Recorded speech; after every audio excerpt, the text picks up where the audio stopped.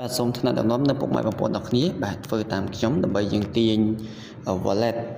បណ្ដាញសង្គមដាក់នៅលើទូរស័ព្ទដៃរបស់យើងបាទអញ្ចឹងនៅលើទូរស័ព្ទដៃ Android បាទសូមចូល Chrome បាទ Chrome អញ្ចឹងបន្ទាប់ពីចូល Chrome ហើយគឺវាយពាក្យនៅខាងលើនេះគឺវាយពាក្យថា sgiem.com បាទតែប៉ុណ្ណឹងមកគឺអូខេហើយបាទជំរើសទី2អាច install តែម្ដងក៏បាន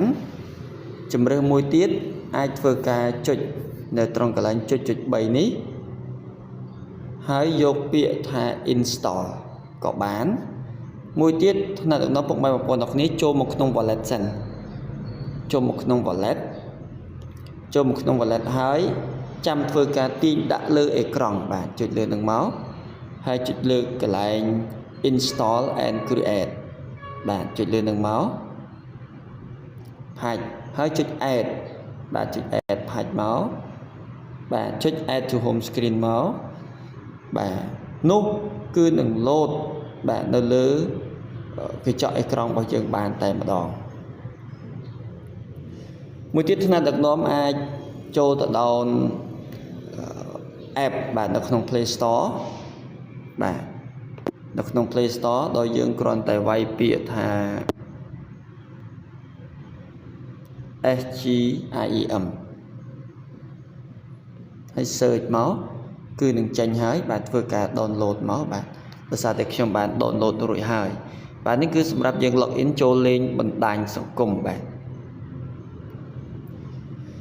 នេះ app បាទនេះគឺកាបូប wallet បាទអញ្ចឹងដៃគូយើងទាំងអស់គ្នាដែលប្រើ Android បាទសូមធ្វើតាមនឹងមកណាបាទនេះធ្វើតាមនឹងមកបាទដាក់ពីនឹងជាប់គ្នាមកណាបាទត្រូវការចូលកាបូបលុយចូលមកខាងនេះត្រូវការចូលបណ្ដាញសង្គមចូលមកខាងស្ដាំនឹងបាទចឹងនៅក្នុងវីដេអូនេះគឺរបៀបនៅក្នុងការទាញដំឡើងគឺខ្ញុំបានបង្ហាញសូមថ្នាក់ដឹកនាំពុកម៉ែបងប្អូនទាំងគ្នាដែលមិនទាន់ចេះមើលវីដេអូហ្នឹងទៅគឺអាចធ្វើបានហើយបាទសូមអរគុណច្រើនបាទសូមថ្នាក់ដឹកនាំនៅពុកម៉ែបងប្អូនទាំងគ្នាបាទធ្វើតាមខ្ញុំដើម្បីយើងទាញ wallet បណ្ដាញសង្គមដាក់នៅលើទូរស័ព្ទដៃរបស់យើងបាទអញ្ចឹងនៅលើទូរស័ព្ទដៃ Android បាទសូមចូល Chrome បាទ Chrome អញ្ចឹងបន្ទាប់ពីចូល Chrome ហើយគឺវាយពាក្យនៅខាងលើនេះគឺវាយពាក្យថា sgiem.com បាទតែប៉ុណ្ណឹងមកគឺអូខេហើយបាទជំរើសទី2អាច install តែម្ដងក៏បានជំរើសមួយទៀតអាចធ្វើការចុចនៅត្រង់កន្លែងចុច3នេះហើយយកពាក្យថា install ក៏បានមួយទៀតថ្នាក់ដឹកនាំពុកម៉ែបងប្អូនទាំងគ្នាចូលមកក្នុង wallet សិនចូលមកក្នុង wallet ហើយចាំធ្វើការទាញដាក់លើអេក្រង់បាទចុចលើនឹងមកហើយចុចលើកន្លែង install and create បាទចុចលើនឹងមកផាច់ហើយចុច add បាទចុច add ផាច់មកបាទចុច add to home screen មកបាទនោះគឺនឹង load បាទនៅលើកញ្ចក់អេក្រង់របស់យើងបានតែម្ដងមួយទៀតថ្នាក់ដឹកនាំអាចចូលទៅដោន app បាទនៅក្នុង Play Store បាទនៅក្នុង Play Store ដោយយើងគ្រាន់តែវាយពាក្យថា